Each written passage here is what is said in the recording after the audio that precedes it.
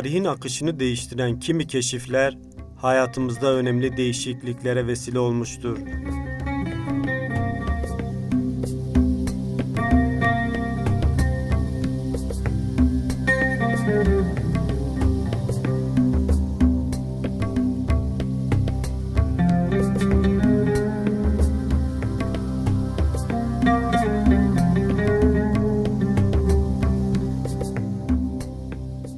Bu önemli buluşlardan biri de değirmenlerdir.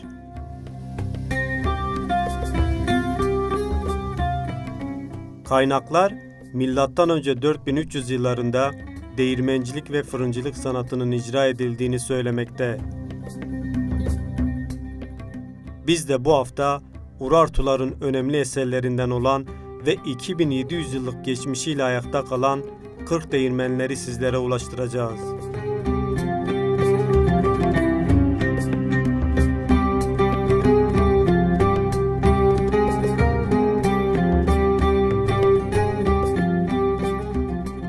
Van'ın Payızava ilçesindeki tarihi 40 değirmenler, tarihe ve doğaya ilgisi olanlar için önemli bir mekan.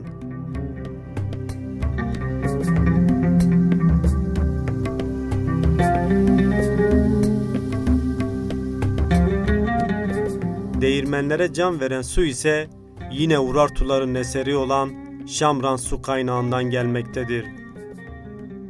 Hoşap Kalesi, Çavuştepe Höyüğü ve bölgenin en büyük açık hava müzesiyle tanınan Van'ın Payızava ilçesi aynı zamanda çil aşlarıyla da ünlüdür.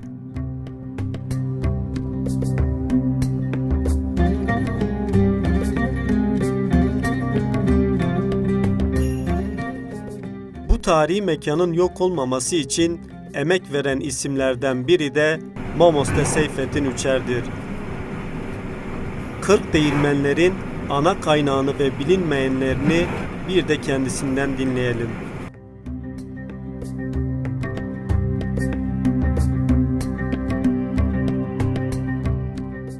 O değirmenlere gelen suyun ana kaynağındayız. Bu gördüğünüz tahliye suyu şu anda ve o suyun muhteşem sesini şurada duyabiliyoruz. Eskiden bunun belki 4-5 katı su olduğu gibi değirmenlere gider. Değirmenlerden çıktıktan sonra Şamran kanalından Van'a giderdi.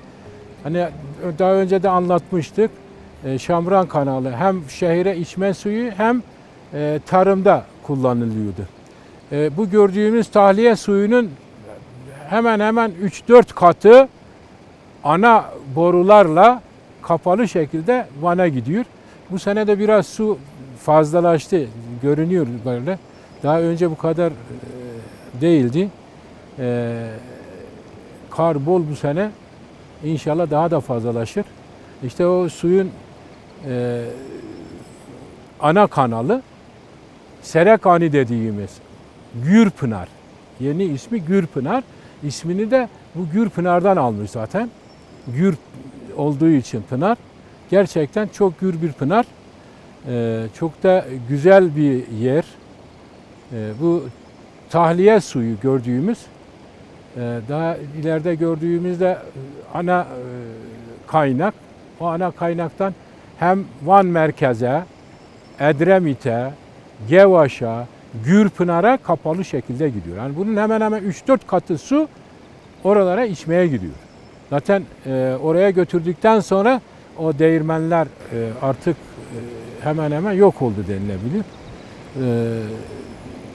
Ama üzülüyoruz gerçekten.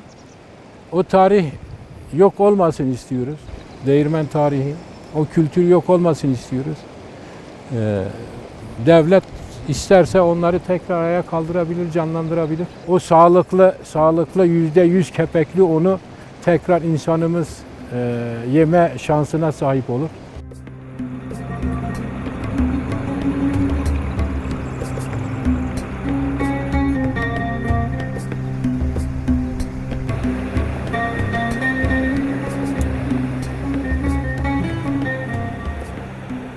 Kısaca Şamran kanalından bahsedecek olursak, genellikle Şamram kanalı olarak bilinen ama asıl ismi Menua olan kanal gerek tarihi ve gerekse turistik açıdan güçlü bir şekilde ele alınmayı bekliyor.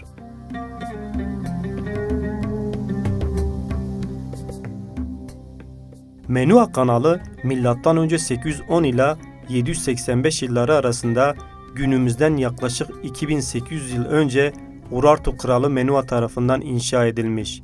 Bu özelliğiyle Menua kanalı büyük öneme sahiptir.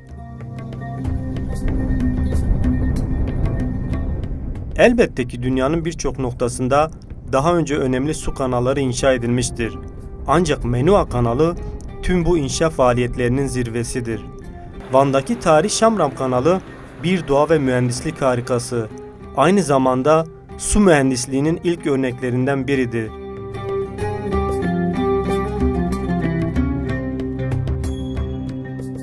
...2800 yıl önce Urartu Kralı Menua tarafından yaptırılan kanal tarih boyunca bölgeye can verdi.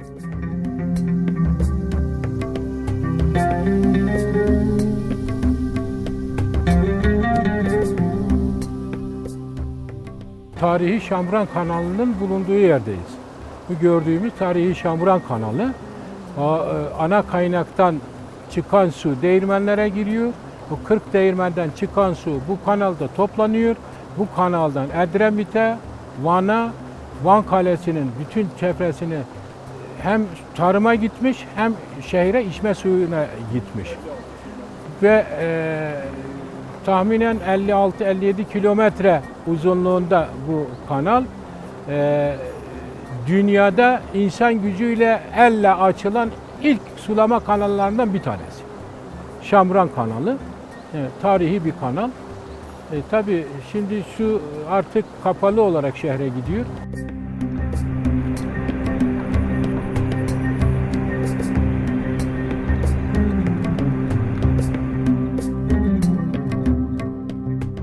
Kırk değirmene hayat veren mekanlardan biri de su kanalları.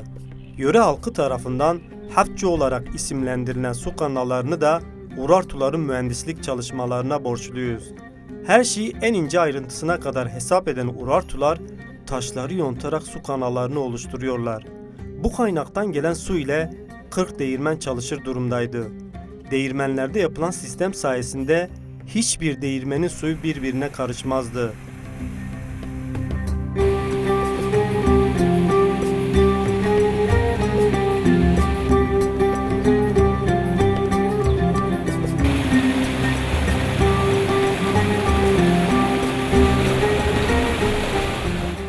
Değirmenlere gelen ana kanaldan değirmen kanallarının ayırdığı yerdeyiz.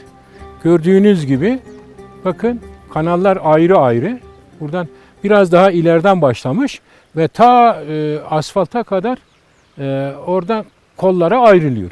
Her değirmenin kanalı ayrı ayrı gidiyor. Belki bu taşlardan da görüyorsunuz. Bakın kanallar o zamanki imkanlarla o taşlar hepsi kesilmiş, kanal yapılmış. İşte o da işte onun tarihini gösteriyor gerçekten. Bunlar o değirmen oluklarındaki o kocaman kayalar, o kayaları kesip o olukları yapmaları, onlar işte o tarihin canlı örnekleri. 40 tane değirmenin girişleri ayrı. Gördünüz o değirmen girişleri 40'ının da ayrı. Hiçbirinin bir değirmenden çıkan su başka bir değirmene girmiyor. Ayrı giriyor, ayrı çıkıyor. Şamran kanalında birleşiyor. Burada kanalda ayrılıyor üst kanalda, aşağıda Şamran kanalda gene 40 değirmenin suyu birleşiyor.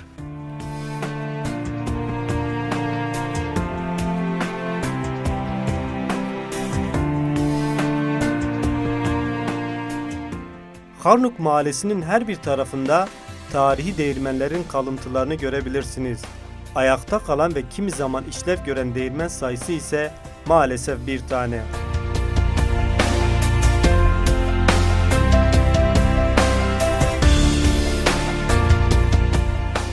Urartuların mühendislik anlamında harikalar yarattığını bu eserlerden görebiliyoruz. Urartulardan sonra burada yaşayanlar bu değirmenlere kısmen de olsa hayat vermiş. Mamosta Üçer bu kültürün yaşaması için yıllardır emek veriyor.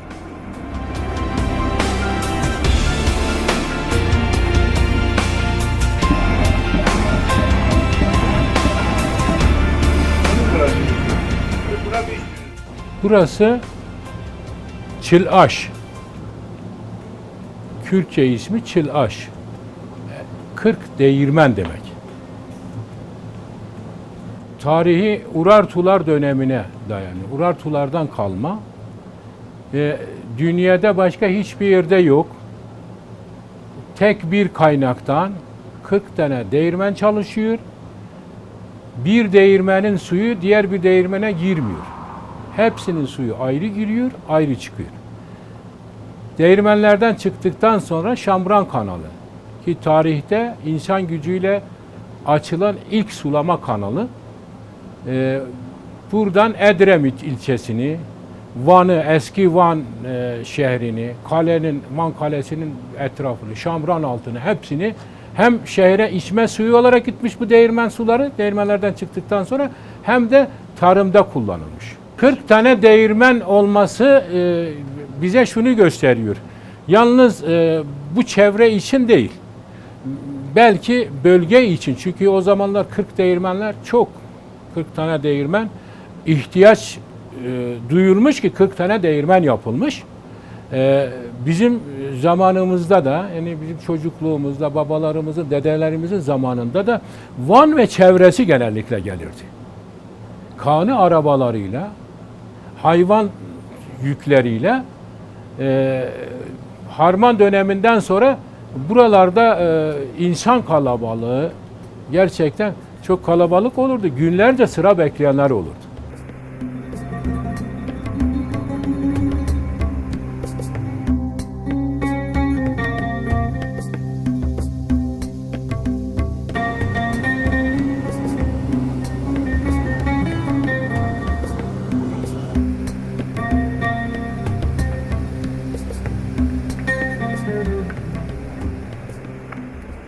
O değirmen hayatını yaşayanlar anlatıyor. Ya biz gelirdik, işte bir hafta değirmende kalırdık, sıra beklerdik gibi.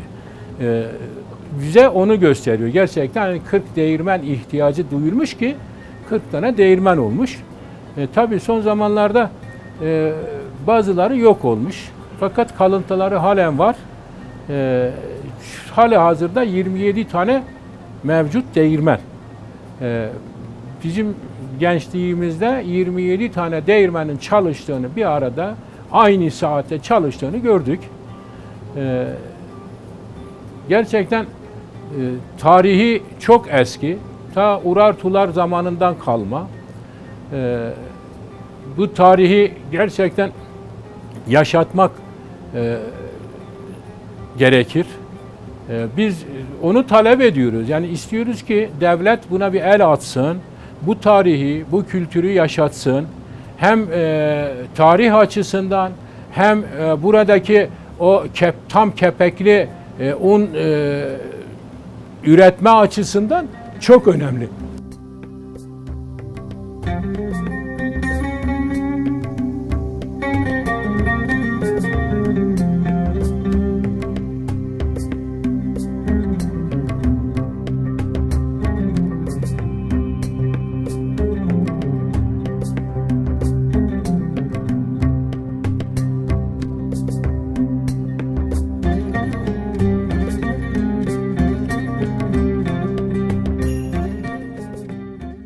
Değirmenler tabii biraz daha hani ilkeldi.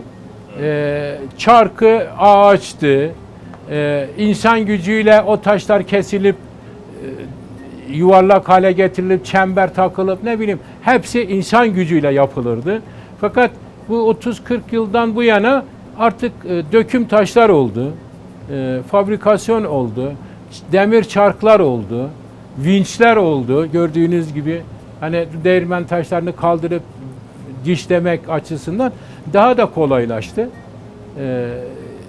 Son zamanlarda da işte görüyorsunuz aynı binada 3 tane değirmen su olmadığı için ancak birini ayağa kaldırabildik, canlandırdık. Şimdi biri faal durumda çalışıyor. Dileriz bütün değirmenler, bu Çılaş'taki bütün değirmenler ayağa kaldırılsın, insana hizmet etsin, insanın sağlığı için gerçekten çok gerekli. %100 kepekli un sağlık açısından çok önemli.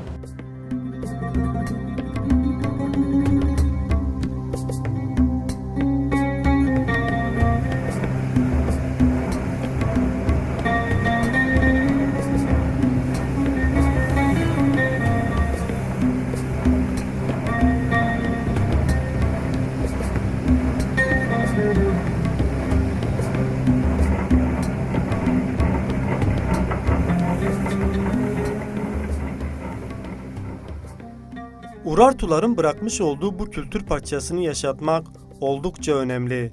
Aksi takdirde değirmenlerin yok olmasıyla tarihten kalan bir kültür parçası da yok olacaktır.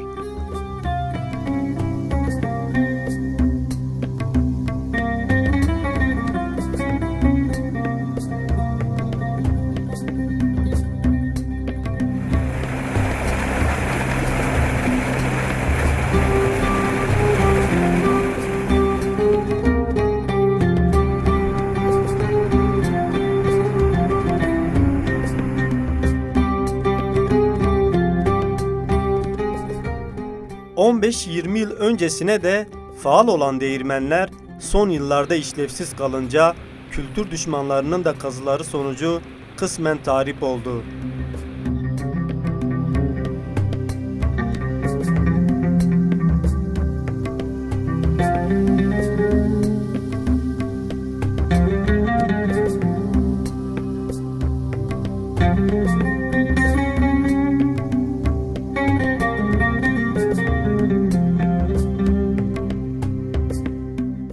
...2010 yılına kadar 15 tanesi faal olan değirmenler son yıllarda üretim yapamaz duruma geldi.